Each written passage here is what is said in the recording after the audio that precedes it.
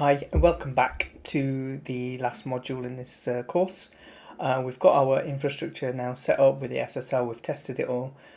So now what we're going to do is look at infrastructure as code. How does that work? What is it? What does it look like? And we're going to take you through a demo of setting up a workstation from scratch. So you'll be able to follow through and then be able to run a small command that will go and connect to your Azure subscription. We'll create a resource and then we'll look at some code and some of the templates that we need to use to go and build our infrastructure using infrastructure as code. So we're LANet, Microsoft Cloud Infrastructure Specialists. So yeah, you can find out more about us on our website and follow the QR code to connect with us on LinkedIn.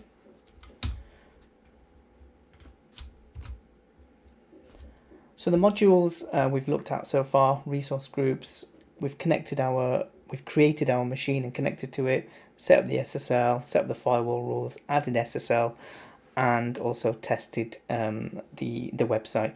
So what we're going to do now is build those resources using infrastructure as code, and we'll look at how powerful that can be. Just to have a script, and we can connect via command line and Visual Studio Code. And so what we're going to do is go and look into that. So what we've done is set up a brand new clean workstation in Azure. We've created a Windows 2022 server machine. We're going to go through the manual installs, going to download the applications that we need, such as VS Code and Git for Windows and some extensions and PowerShell modules. If you're setting up your own workstation, such as Windows 11, you can run these winget commands as well, so that will do most of the work for you. So we're not going to use this option here, but this is just could be useful for you. So what we're going to do is install the VS Code plus the extensions, which are Azure Tools, Azure Bicep, PowerShell for Azure, and PowerShell. We're going to install Git for Windows, which is useful. We not necessarily need it for this demo, but it's a useful tool to have. So when you start using things like DevOps and GitHub repos and things like that. We're going to open VS Code as an administrator and install the PowerShell modules for Azure using install module AZ. Let that finish and restart it. And then we're going to set up our Visual Studio Code environment by just creating a folder and a file, and get started by connecting to our environment via code and taking a look around and creating a resource group. There's some code here which could be useful if you do start going a bit further with the GitHub stuff. If you want to start using a repo, just register the Git commandlets that are shown below. So the first thing what we're going to do is connect to our subscription and our tenant using the code and a PowerShell file. We're going to specify some parameters above, fill those values in, connect. We're going to look at what's in there by using the get AZ resource group, but then we're going to create our own resource group. To take that further, what we're going to do is use a quick start template from Microsoft, which gives us a bicep file. We're going to take that bicep file, create a parameter file, and we're going to run it, and we'll make some modifications, and we'll show you how that works and how that looks as well.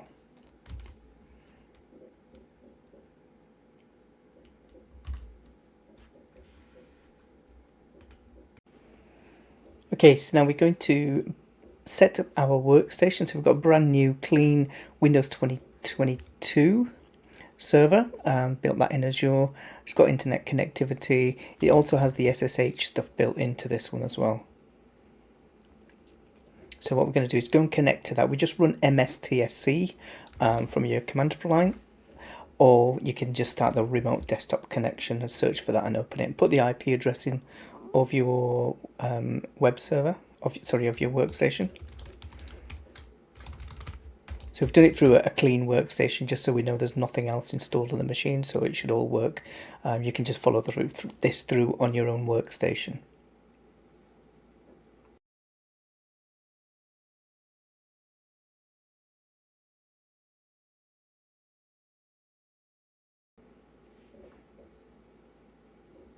Okay, once we're logged in, we're just going to bypass all the browser commentary. We've sped this up a little bit, and then we're going to go and search for Visual Studio Code, which is the first code editor tool that we're going to need. and that's a free tool as well. So we'll download that and get the system installer, and let's just run that.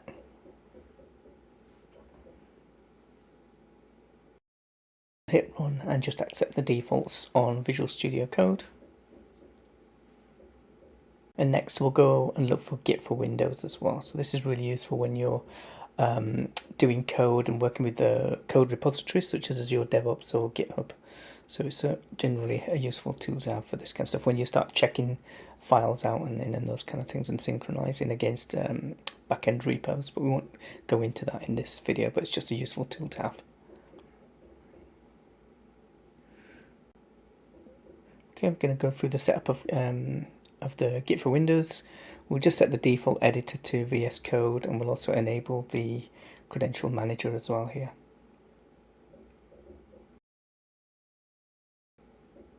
Okay, while that's going, let's fire up Visual Studio Code and just save it as a shortcut.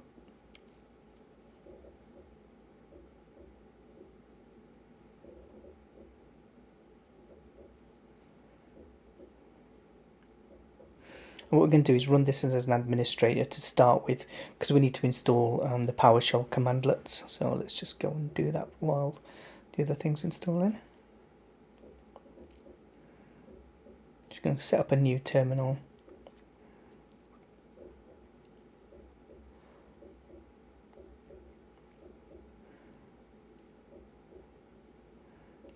I'm going to install the Azure modules, the PowerShell modules and commandlets here. So we'll let that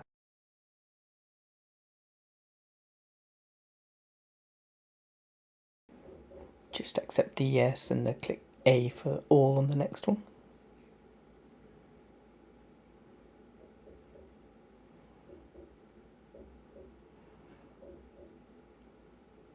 Okay, now that can take a while, so just let it cook in the background. It could take quite a few minutes. What we'll do is we'll just let that go. I'll show you a little bit. It's a bit speeded up at the moment.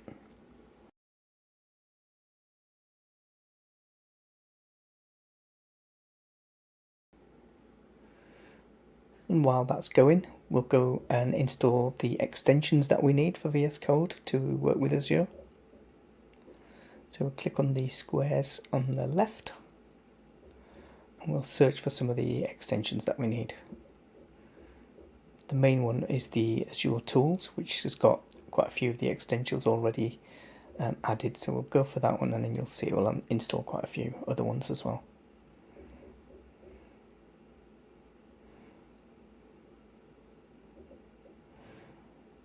Another one you're going to need is Azure Bicep, and I'll generally add a couple more just in case I need them.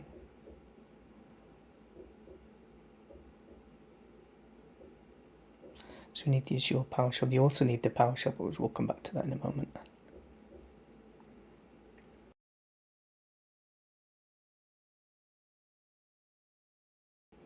And I generally put the ARM visualizer and things like that, ARM viewer in there as well, the resource manager tools, just in case.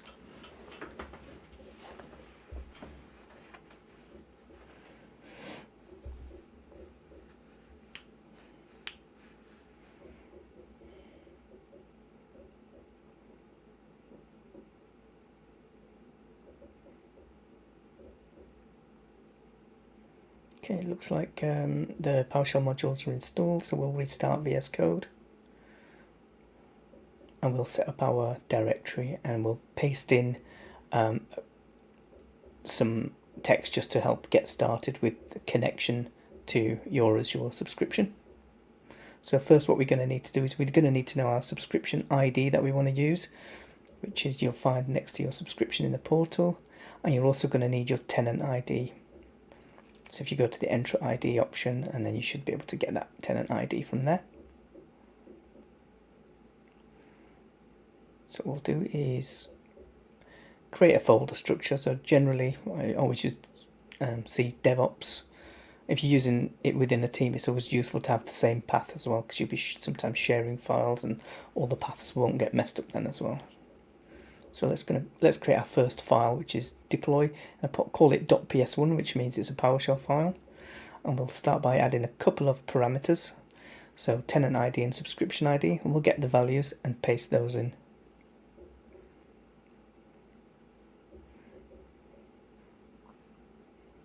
It's a good idea to use parameters like this, and then your code is a lot more reusable. So what we'll do is just add another one for location, because we're going to create a resource later. And here's the connect command. So what we're going to do, we also need to install the PowerShell extension here for us to be able to run this code in the VS Code editor. So we'll just quickly add that. And let's go back to our code here. And what we can do is we can use the button on the top right there, the second one in, which means run selection.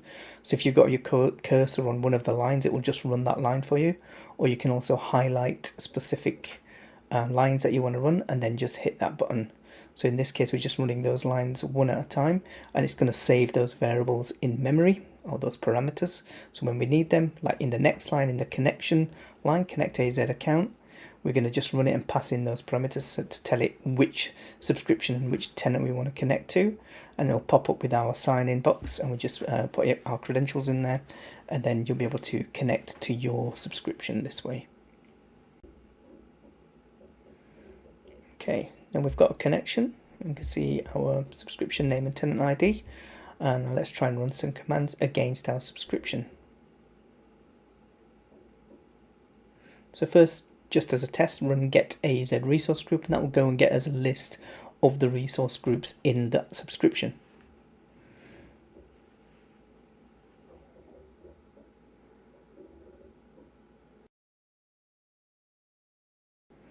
So it's brought back a list of three resource groups with the properties of the resource group, such as the location and the name, and also the resource ID. We can also select specific fields. If we just want to get the resource group name, we can do a pipe select, or select object, it prefers, and then just put the name of the field that we want. In this case, name won't work, so we can use the IntelliSense, or by doing a space, and then it will give us the actual valid fields that it can see, and we can see those are the names there. So it's just picked out the names that we need for this. So we can see that matches the three resource groups in our environment. What we'll do now is just create our own resource group. So that kind of the first task we did at the beginning of the training course is create our first resource group. We're actually going to do that now through code. So we're using PowerShell. So we're going to give it a name. So let's provide a name for it. So we did this in the portal previously. Now we're just going to do it in this command line. And then we're going to tell it the location. So the location is the parameter, and the dollar location is the value, which is what we've saved previously from line 3 above. And it's going to go away and go and create that for us. So now we should have 4 resource groups.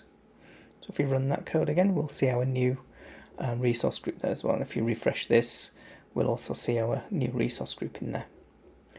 And that's a quick, easy way to get connected, look at what's in that environment at the resource group level, and also create a new resource, which is the resource group.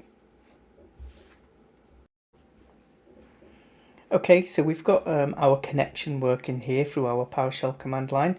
We can also use this to run templates and various other things, so we can have a whole structure of modules and things inside, and different bicep templates and parameter files, etc. So take a look at the bicep introduction module course from Microsoft. But what we're going to do here is create a basic bicep file, create a parameter file, and just run it natively inside Visual Studio Code. So the first thing to do is, if we go to the website that's in the link, I'll just do a search for Create Ubuntu Linux Virtual Machine Quick Start Guide. And what we can do is we take a look at the template. So here's the bicep file, the contents of it.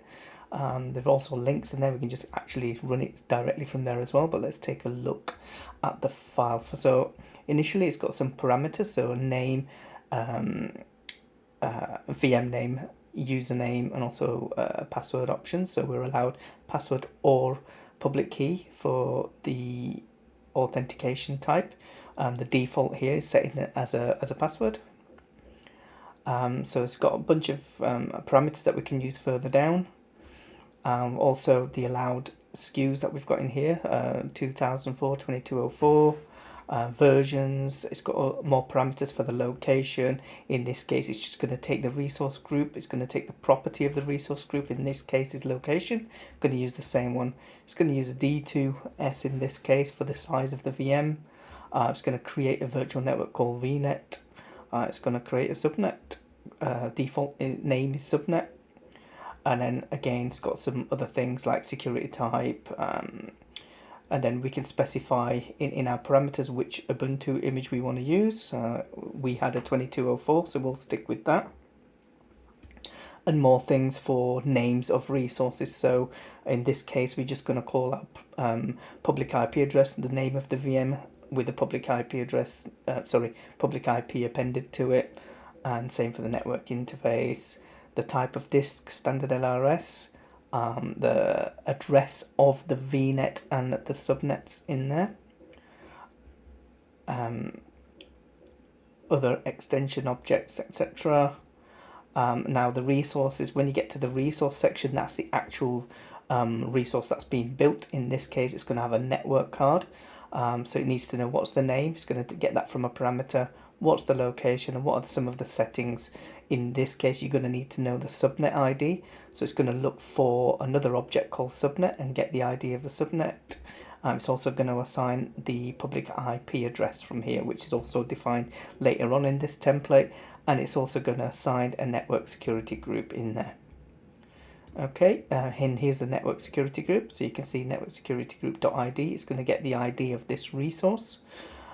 We might be able to see. Okay, it works out the dependencies itself. So in this case, it's got one security rule. So our SSH rule is just there, and it's by default it's allowed from anywhere. So we can update these things as well.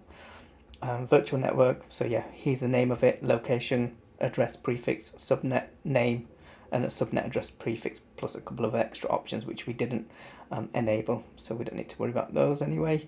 Public IP address, what type is it? Basic, so we'll modify some of these in a moment. And here's your virtual machine, the name, the location, the size, all these are parameters that we passed in from above. The disk type, and then we've got which network interface we're going to use, and then username and password, etc. And they've got one extension that we're going to install into this machine for the automatic updates, for example, and some output parameters. So what we'll do, just had a quick look through that. The first thing is let's take a copy of that, and we'll create a new file in this location for now. You'd normally set it up in folders, etc., but let's just create a new file, call it webserver.bicep. So if you call it bicep, it'll change the icon, it'll know what type of file that is, and let's paste the whole thing into there. And then what we can do is make some modifications. Let's call that web server 1. So it's going to name our server web server 1. It's going to use the passwords. We'll stick with that. The default, we're not going to use 2004. We're going to use the latest one. We're going to keep the location. We don't need one that big, so we're just going to call that B2S. It's a much smaller one. The name of our VNet, or let's just call that web servers, which is what we previously called it. So you can have a play with the names and things as well. So our subnet was called SNet VM. Let's call it web servers. Okay, in here, network security group, NSG, UKS, web servers. And it's going to know which one to pick for those.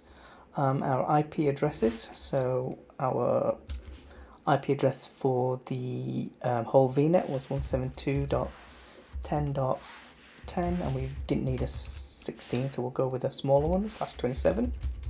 And in this case, a subset of that. So 2 for the subnet, which is going to be 28. So that's going to give us our 16 IP addresses within the whole range of the 32. Okay, it's going to look for the password, which I'll show you in a moment. We don't need to do anything here. This is the private IP. It's going to be dynamic. We can also set it as static, and then we provide the IP address, but we'll leave that for now as well.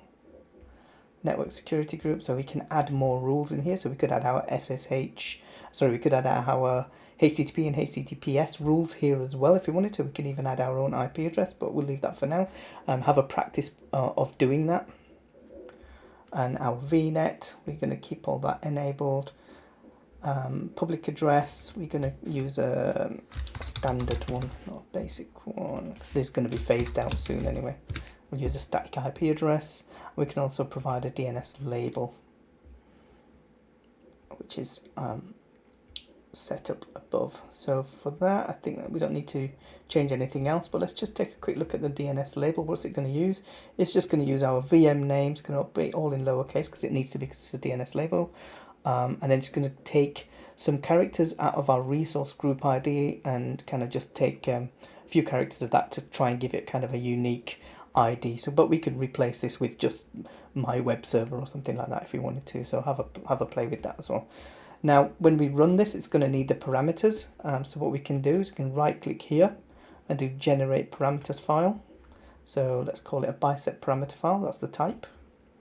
And let's do the required parameters in there, and it will automatically create that file for us.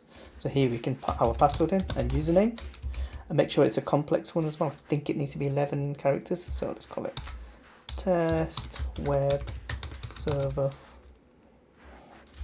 Let's put an @ in there as well. So now we've got a username and password that's going to be passed in. So in terms of your practicing, what you can do, I'd recommend pass other things in there as well. So maybe pass that in.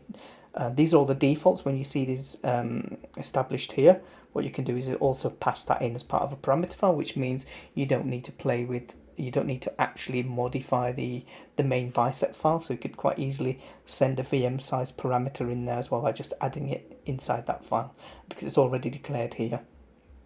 Okay, so what we can now do is just always make sure you've saved that file. Let's save this as well. Just do Control-S, and then we can try and run it. Let's just hide that. Okay, we will do deploy bicep file, and it's going to ask us where we want to do it. Okay, so it's going to give us a name. What name do we want to call that deployment? So when you remember, we look at the deployments within the subscription and resource group, it has a name for the job, basically. So we'll just leave that as a default, and then it's going to go and connect and see what resource groups and subscriptions we can see, starting with subscriptions. So we're just going to I'm going to pick my Visual Studio one there.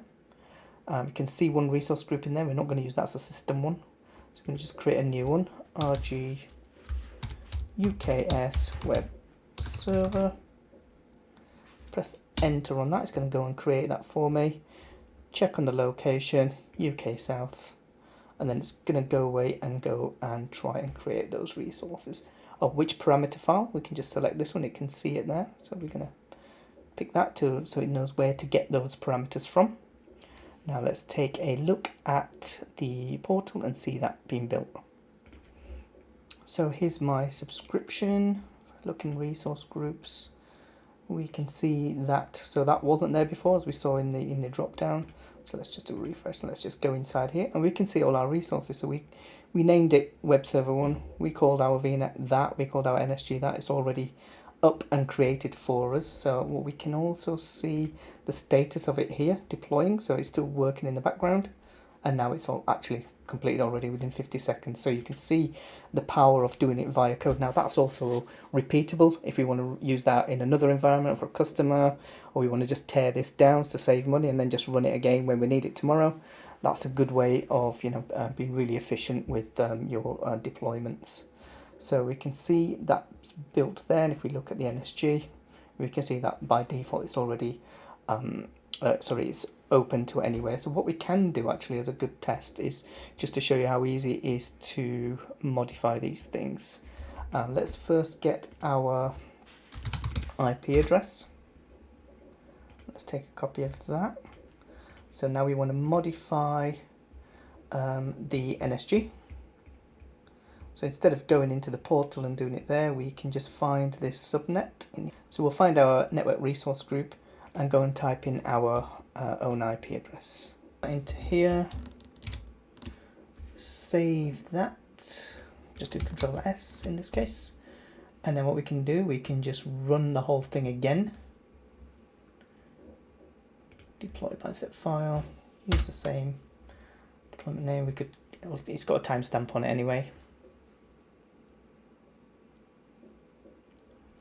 Select the same subscription, same resource group, same parameter file, let it go. Then go back to our portal. Refresh that page. And we can see it's already updated it for us, all via code, and we didn't have to come into the portal at all.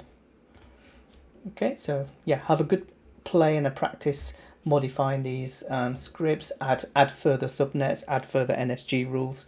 That's a really good way to learn and start practicing this stuff.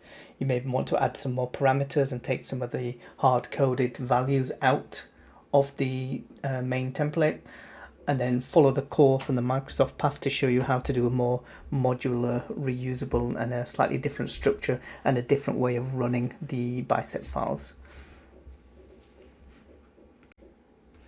Okay, so hopefully that demo was useful. For further reading, take a look at the Bicep Fundamentals course. It will give you a really good idea and some good practice of using that in a bit more to scale and a bit more industry ready. Using things like modules for each type of resource, connecting all those things up, and then running a main bicep file. So try those things out. Have a play with some of the parameter files. Add your own NSGs. Add some NSG rules such as HTTPS, HTTP. Add another subnet. Set up some modules using the course instructions. And then it will show you how to deploy your bicep resources using a main bicep file as well in PowerShell.